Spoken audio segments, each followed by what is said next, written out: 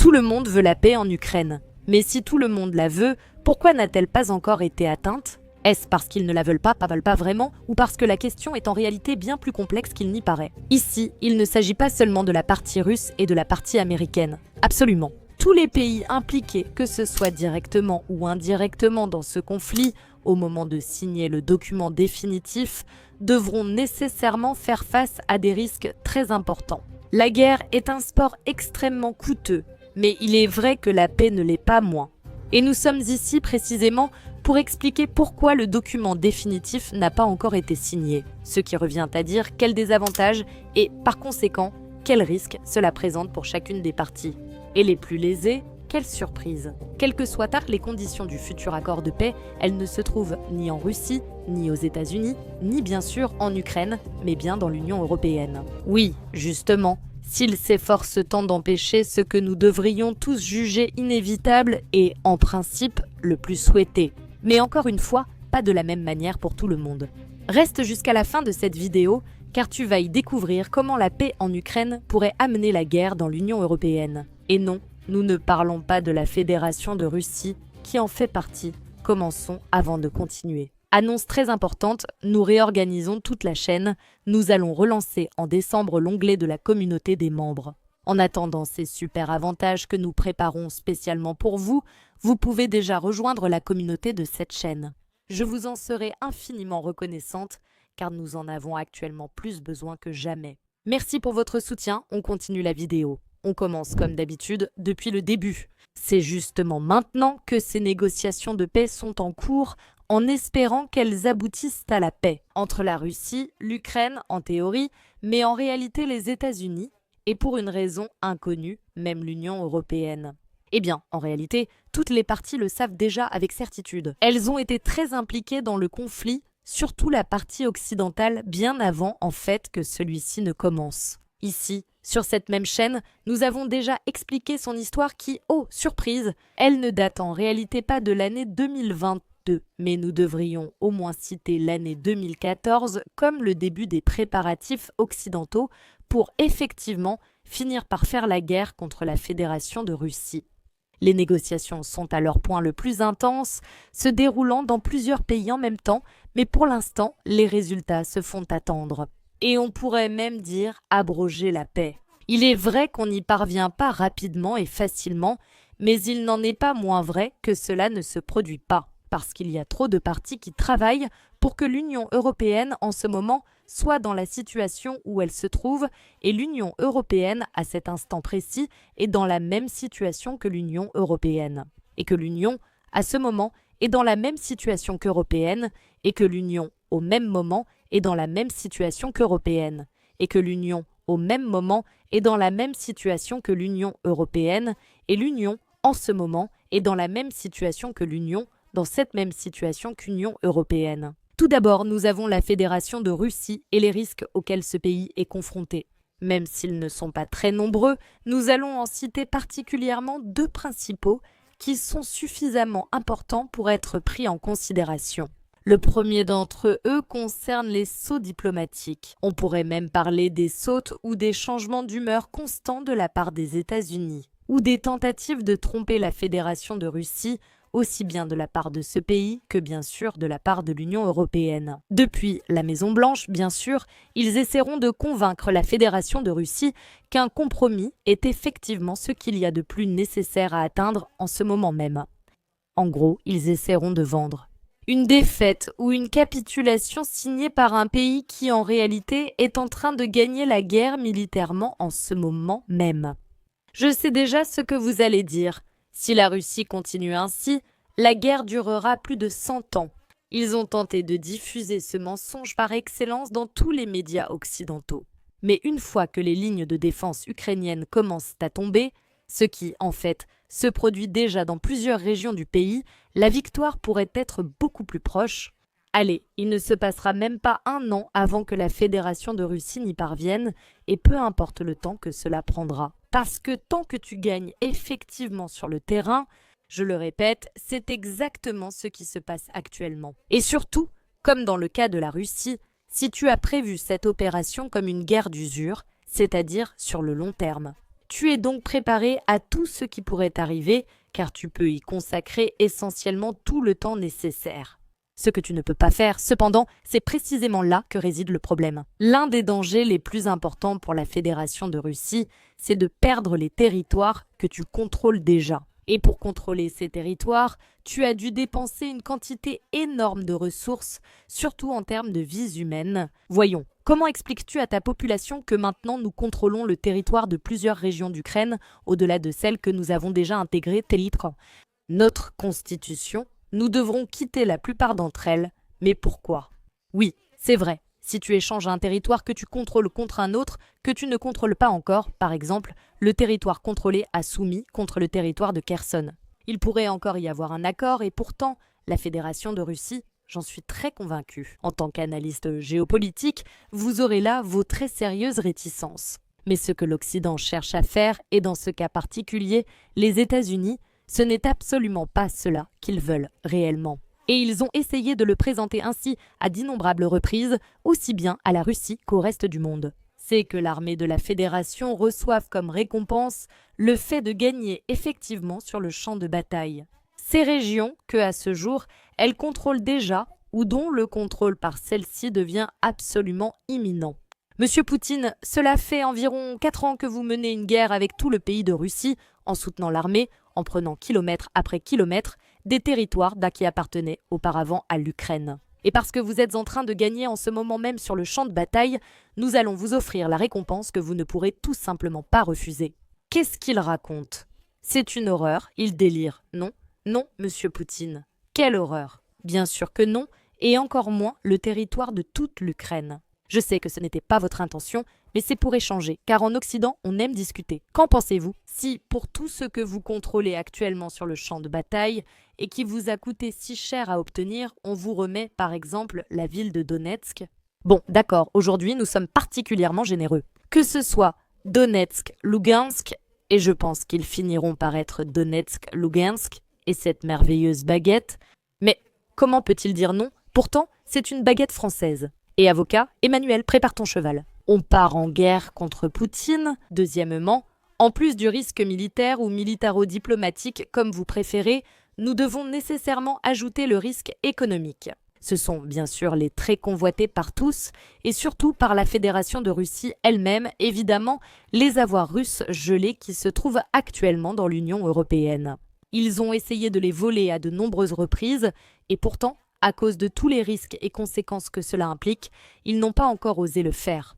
Mais qu'en est-il lorsque le plan de paix ou l'accord de paix définitif sera conclu? J'irai même plus loin, et si jamais il est entièrement signé, autrement dit, quand la Fédération de Russie aura accepté et que ce sera signé par son président, Vladimir Poutine, qu'il n'y aura plus de combat ni d'affrontement militaire. En théorie, si la Russie signe le même document que l'Union européenne, elle finira par lui restituer ses actifs. Ce qui, en fait, serait même absurde à signer car cela est censé déjà faire partie de ce qu'ils ont négocié à l'époque lorsqu'ils ont conservé ces actifs. Autrement dit, avant que l'opération militaire spéciale ne soit envisagée. C'est ainsi que fonctionne la légalité internationale.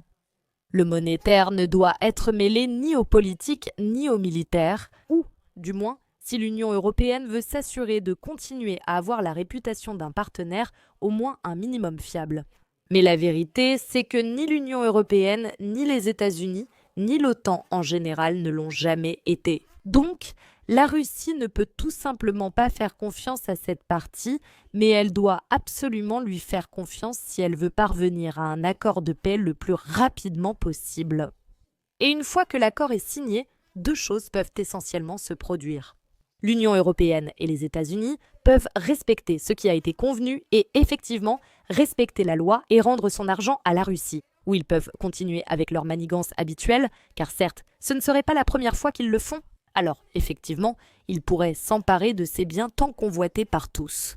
Je répète, des actifs de la Fédération de Russie, et dans ce sens, ils n'auraient pratiquement rien à faire, simplement garder les actifs russes et en profiter. Eh bien, les consacrer à la prétendue reconstruction de l'Ukraine, mais je pense que tout le monde voit la réalité. Quand nous parlons de reconstruction de l'Ukraine, en réalité, nous voulons parler du bien-être des pays politiques et des élites occidentales. S'il vous plaît, Et merci, passez, capitulez et laissez ici vos 140 milliards. Du côté russe, bien sûr, dans ce genre de circonstances, il n'y aurait pas grand-chose à faire. C'est-à-dire attaquer l'Union européenne militairement et donc affronter l'OTAN. L'article 5, du côté russe, ils ont souvent affirmé n'avoir jamais souhaité, ne pas souhaiter et probablement ne souhaiteront jamais cela, à moins que la menace ne vienne de l'Union européenne elle-même. Mais doit-elle forcément être militaire? Et si les États-Unis faisaient pareil, ce serait pareil, tu n'attaqueras pas au nucléaire un pays qui détient ton argent. Oui, c'est agaçant, mais la réponse serait totalement disproportionnée. Aux yeux, bien sûr, de toute la communauté internationale, sans parler des conséquences que pourrait avoir non pas leur action, mais ta réponse. Injuste, oui, plus que tout, comme le monde. Mais bien sûr, la Russie n'est de loin pas le seul pays à faire face à de très sérieux risques lorsqu'il s'agit de s'approcher d'un possible, espérons-le, accord de paix en Ukraine. Les États-Unis en ont aussi, et ici aussi nous allons distinguer deux risques principaux, l'un de nature extérieure, c'est-à-dire vis-à-vis de la communauté internationale, et l'autre de nature purement interne. Mais cette fois, il ne s'agit pas de l'intérieur des États-Unis eux-mêmes, mais d'un risque interne au sein même de l'Ukraine. D'une part, le fait que la Russie refuse finalement de signer un accord de paix dont les conditions ne la convainquent absolument pas, et qu'elle continue ce qu'elle faisait déjà sur le champ de bataille, c'est-à-dire avancer à un rythme soutenu et contrôler de plus en plus de territoires à l'intérieur de l'Ukraine. Les États-Unis devraient très probablement faire face à une escalade des tensions dans la région. Parce qu'aussitôt que les lignes de défense ukrainiennes commenceront à avancer, seront sur le point de céder ou commenceront à se fissurer de manière certaine, dans au moins 3 ou 4 directions à la fois, la Russie voudra très probablement appuyer sur l'accélérateur. Et cela ne laisserait pas seulement les États-Unis exposés devant toute la communauté internationale, cela ferait chuter leur réputation, leur ferait perdre des ressources qu'ils ont déjà à moitié promises dans toute l'Ukraine et les obligerait à faire face à la situation. Absolument inconcevable pour la Maison-Blanche jusqu'à présent que la Russie puisse atteindre non seulement Kherson, mais directement Kiev.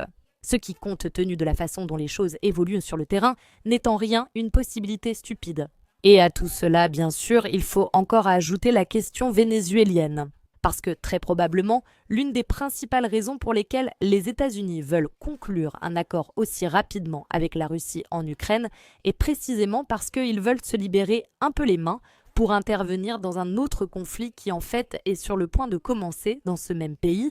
Oui, le Venezuela et les États-Unis finiraient aussi par s'opposer à la Fédération de Russie. Nous avons déjà publié plusieurs vidéos détaillées à ce sujet sur cette chaîne. Mais les intérêts que Washington a au Venezuela et ceux qu'il a en Ukraine ne sont en aucun cas comparables. Ni les intérêts, ni les gains potentiels, ni la volonté de Donald Trump de poursuivre ses affaires. Le conflit ukrainien est clairement, même en termes médiatiques, en chute libre. Donc il leur est avantageux de s'en débarrasser au plus vite. Si la Russie les en empêche, ce qu'elle fait à cause des conditions qu'ils veulent lui imposer, cela va vraiment les déranger. Non seulement la réputation internationale, mais aussi toute la politique étrangère. D'un autre côté, nous avons la question interne à l'intérieur de l'Ukraine.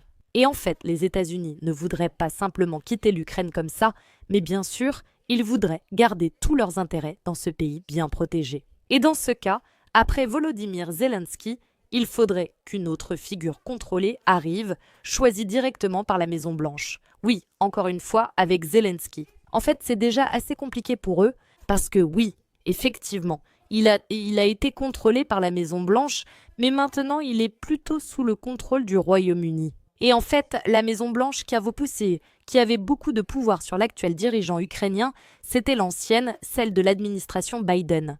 C'est d'ailleurs l'une des principales raisons pour lesquelles Zelensky n'est pas du tout apprécié au sein de l'administration Trump.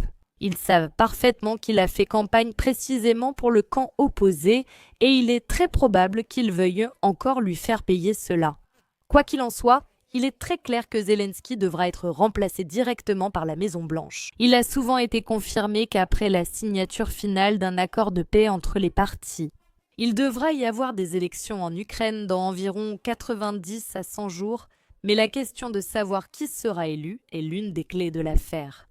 Des élections sont-elles prévues? Selon le plan, l'Ukraine doit les organiser sous 100 jours. Tu peux sûrement y arriver en 90 jours d'après ceux à qui j'ai parlé. Ainsi, en organisant un autre processus électoral dans cette Ukraine si libre et démocratique, les États-Unis prennent le risque qu'un soi-disant partenaire des Occidentaux finisse par les devancer. On ignore encore si ce sera par la droite ou la gauche. Ici, nous parlons tout particulièrement du Royaume-Uni qui, avec toute cette histoire des accords de paix, est resté plus silencieux que quiconque. Les soldats britanniques, eux, figuraient dans les pronostics. Surtout chez Emmanuel Macron, qui, tel un Napoléon II, réunit sa petite armée en Europe. Nous allons stopper la Russie et assurer la paix en Ukraine, et nous le ferons, nous les Français, les Turcs et les Britanniques. C'est le Français, Emmanuel Macron, qui l'affirme. Les Britanniques, inutile d'en parler. Ce silence peut en réalité résulter de l'organisation d'autres plans. Un peu en retrait, du côté du Royaume-Uni, qui dispose de l'un des principaux atouts politiques de l'Ukraine indépendantiste. Comprenez tout ce qui a à voir, même de façon minime, avec la culture russe et par conséquent directement avec la Fédération de Russie, bien sûr. Valéry Zaloujny. Oui, en effet, nous parlons de l'ancien commandant en chef de l'armée ukrainienne. Rien n'est contrôlé par Washington, surtout ces derniers temps, et au contraire, c'est pratiquement entièrement contrôlé par Londres. Ce n'est pas un hasard s'il est actuellement l'ambassadeur de l'Ukraine dans ce pays. Et si la faible sympathie réelle de Zelensky envers la Maison-Blanche était liée à la couleur de l'administration, c'est-à-dire pratiquement de façon personnelle à Donald Trump, le peu de considération que Valéry Zaloujny accorde aux ordres venant de Washington est, disons, de nature intemporelle et même inconditionnelle. L'un des exemples les plus clairs de cela est en fait la fameuse contre-offensive de l'Ukraine à l'été 2023. Les États-Unis mettaient beaucoup de pression. Les États-Unis souhaitèrent que cela arrive plus tôt, mais Valéry Zaloujny n'a agi qu'après avoir rencontré la partie britannique, le BOF Valéry Zaloujny. De plus, il est très apprécié par la grande majorité de la population ukrainienne, ainsi que par les soldats de son armée. C'est-à-dire, il pourrait finir par être l'un des éléments clés que le Royaume-Uni utiliserait pour contrôler tout ce qui resterait de l'Ukraine, c'est-à-dire hors des mains de la Fédération de Russie, ainsi que pour tenter de saboter tous les accords auxquels on aurait essayé de parvenir. Ainsi, Valéry Zaloujny pourrait influencer directement les hauts commandements de l'armée ukrainienne au moment de refuser de démilitariser le pays, comme l'exige la partie russe. Pourrait-il également remettre en question le futur statut neutre de l'Ukraine, autant en termes de ne pas rejoindre l'OTAN qu'en termes de ne pas s'opposer directement une fois de plus à la Fédération de Russie.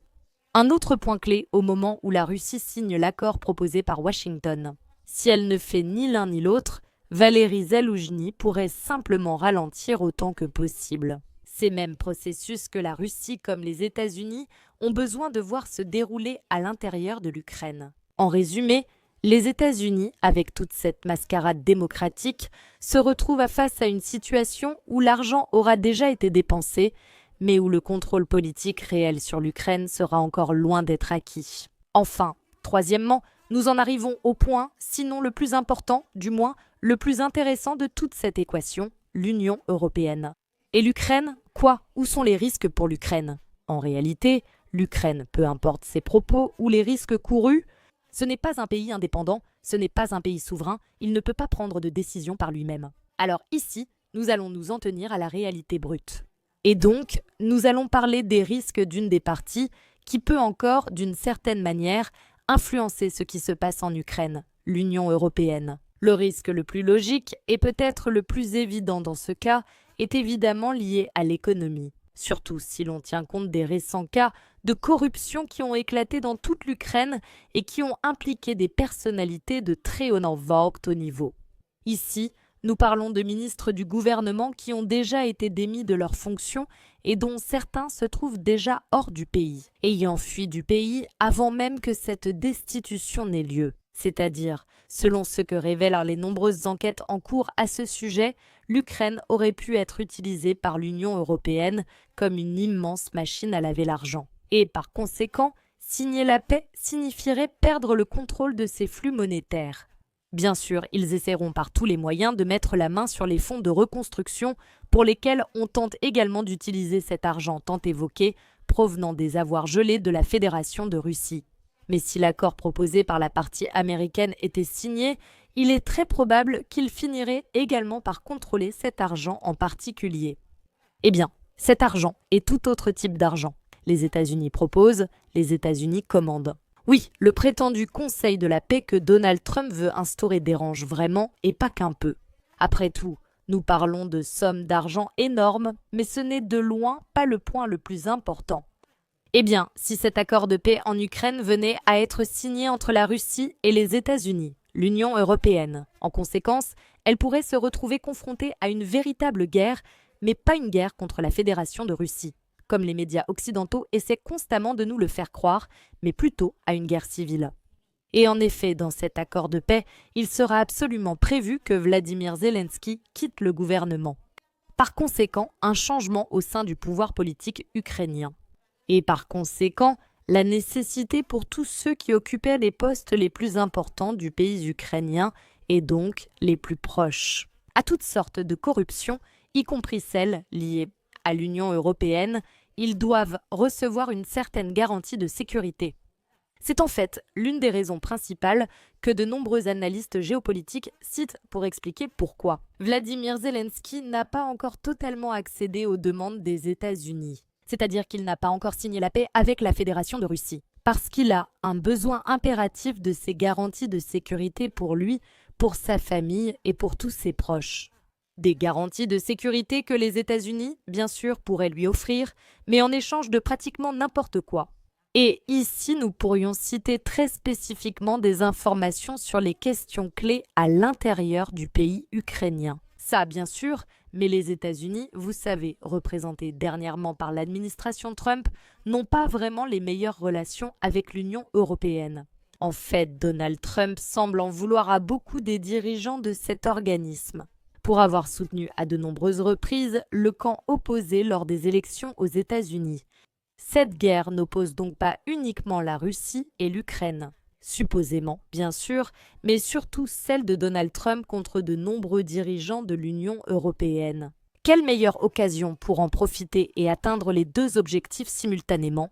Prendre le contrôle de l'Ukraine d'une part et éliminer ceux qu'il déteste tant et qui, selon lui ont tant nui d'un seul coup.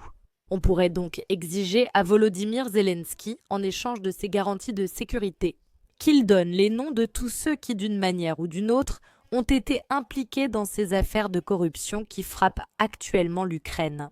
Et au moment même où ces noms seraient rendus publics, on comprend bien qu'il cesserait de frapper uniquement l'Ukraine pour finir par toucher toute l'Union européenne, indépendamment du fait que cela concernerait toute l'Union européenne ou la grande majorité des pays qui la composent, le scandale pourrait finir par prendre des proportions bibliques.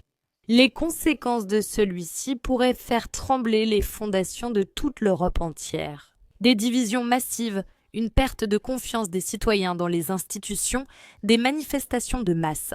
Et selon jusqu'où cela ira, pratiquement une guerre civile. Une ou plusieurs, selon les pays et leur degré d'implication. Parce que, en même temps que le conflit ukrainien progresse, la situation évolue aussi dans de nombreux pays de l'Union européenne, et pas vraiment dans une direction positive. Des problèmes avec l'immigration, des problèmes aussi sur le plan social, un manque d'argent justement pour ces mêmes objectifs sociaux. Rien n'est construit, rien n'est fait. C'est l'impression que beaucoup de citoyens de ces mêmes pays ont qu'on prend l'argent de leurs impôts et qu'on le consacre directement à l'Ukraine. Si, en plus de cela, il s'avère qu'une grande partie de cet argent n'arrive même pas dans ce pays, imaginez le scandale que cela pourrait provoquer dans chacun des pays donateurs. Et à cela, il faudrait en plus ajouter une autre raison supplémentaire. Et en fait, si l'Ukraine est retirée de l'équation, l'Union européenne devra nécessairement, surtout si elle continue à tenir ce discours aussi belliqueux contre la Fédération de Russie, faire face à la, pardonnez la redondance, nécessité de renforcer ses frontières.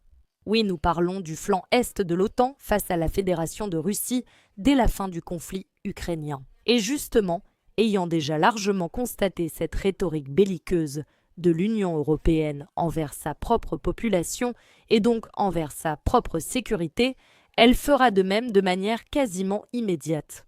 La Russie investit bien plus dans la défense, possède plus d'expérience et surtout n'est qu'un seul pays. Alors que lorsqu'on parle de l'Union européenne, on parle, du moins à l'heure actuelle, de 27 pays. En résumé, comme nous venons de le voir à l'instant, la paix n'apporte pas seulement des avantages et des conséquences positives, mais aussi des risques et par conséquent des inconvénients. Ainsi, ce qui est en train d'être décidé en ce moment dans ces négociations qui semblent absolument interminables. Ce n'est pas seulement qui sera la partie victorieuse et qui par conséquent la partie vaincue. Mais surtout, et par-dessus tout, quelle sera la partie qui fera face au plus grand risque et par conséquent, quelle sera la partie qui paiera le prix le plus élevé.